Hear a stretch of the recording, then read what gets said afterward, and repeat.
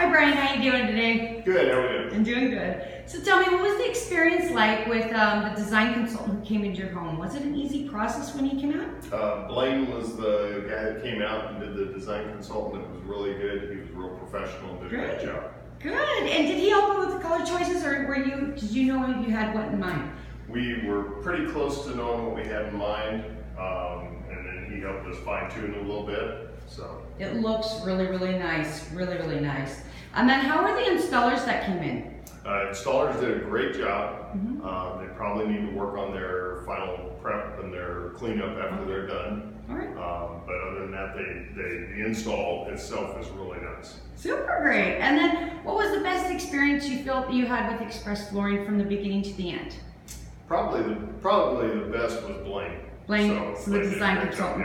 Yeah. So he didn't make you feel uncomfortable and actually give you the... Good. Well, that's amazing. Well, thank you so much, Brian, for taking your time with me today. I appreciate all your inputs.